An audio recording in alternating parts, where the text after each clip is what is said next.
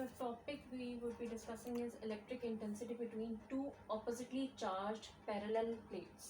ठीक है, पहले केस देखा एक hollow sphere का which was charged on the charge was scattered on the outer surface. दूसरा केस देखा infinite sheet, उसकी वजह से इलेक्ट्रिक इंटेंसिटी क्या होती है. अब वो वहाँ हम लोग सिर्फ एक चार्ज की बात करते थे, दोनों में नेट पॉजिटिव चार्ज दिया होता, मगर यहाँ हम लोगों ने क्या दिया हुआ है, ऑपोजिटली चार्ज, ऑपोजिट चार्ज दिए किसको हुए हैं, पैरेलल प्लेट्स को.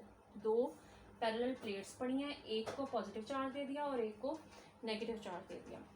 अब जो स्टार्टिंग ऑफ द चैप्टर में बात की थी वो ये बात हुई थी कि ऑपोजिट चार्जेस अट्रैक्ट, यहाँ पॉजिटिव चार्जेस हैं, यहाँ सारे के सारे नेगेटिव चार्जेस हैं.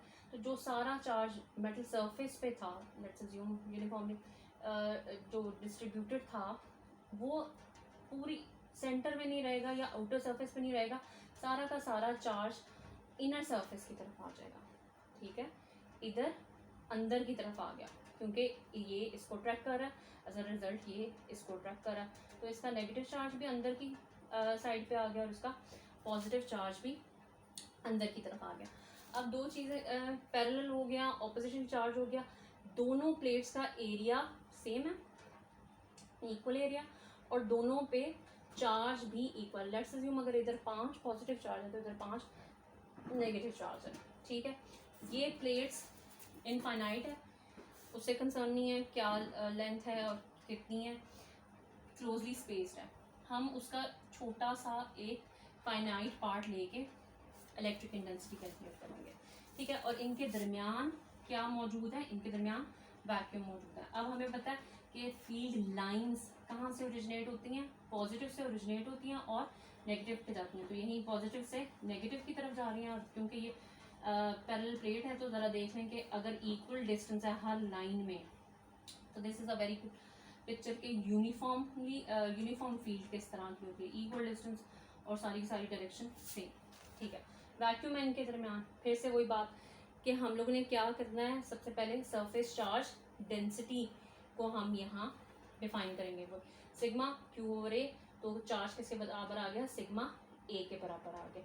ये हम आगे इस्तेमाल करेंगे. वही बात कि अब हमने गॉसेस लॉ भी अप्लाई करना और डेफिनेशन ऑफ फ्लक्स, दोनों चीज़ें ई डॉट ए वाला भी अप्लाई करना और 1/ε0 इंटू चार्ज, ये दोनों अप्लाई करके हमने इसकी इलेक्ट्रिक इंटेंसिटी कैलकुलेट करनी है. अच्छा जी, अब गॉसेस लॉ लगाना है तो क्या कंसिडर करनी पड़ेगी, गॉसियन सरफेस कंसिडर करनी पड़ेगी.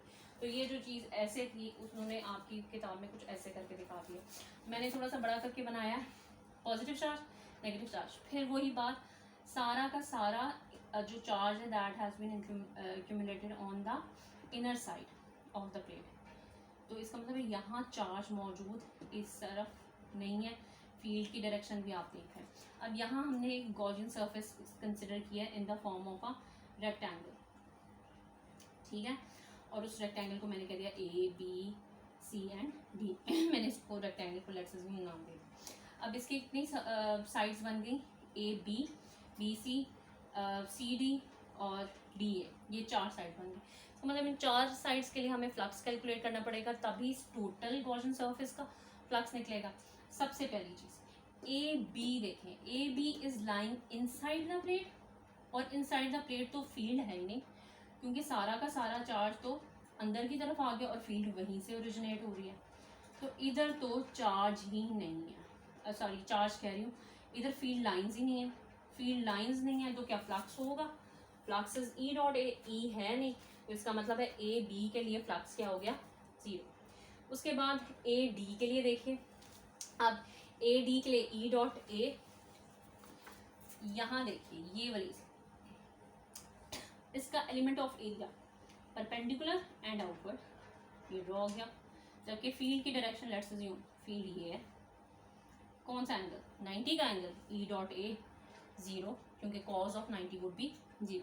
इसी तरह ये सी बी वाला भी, इसका एलिमेंट ऑफ एरिया ये 90 का एंगल, तो फिर से 0.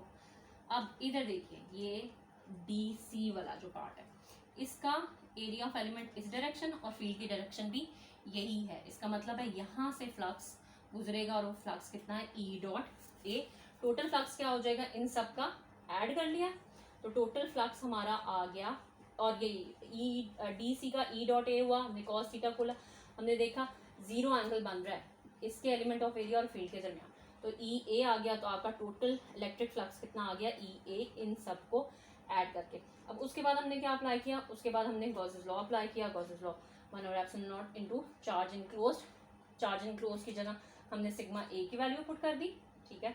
अब ये भी इलेक्ट्रिक फ्लक्स है और ये भी इलेक्ट्रिक फ्लक्स है, वो शुड बी इक्वल, तो बाय 1 and 2 ई ए और sigma A over epsilon A से कैंसिल, और E is equal to 1 over epsilon time sigma, और फॉर यूनिट वेक्टर हमने क्या पुट कर दिया, हमने आर पुट कर दिया है, और इसकी डायरेक्शन हमेशा देश में आर यूनिट वेक्टर है, वो उस यूनिट वेक्टर की इलेक्ट्रिक फील्ड, यहाँ इलेक्ट्रिक फील्ड इंटेंसिटी की डायरेक्शन हमेशा कहाँ से कहाँ होगी, पॉजिटिव से नेगेटिव की तरफ होगी इसकी डायरेक्शन।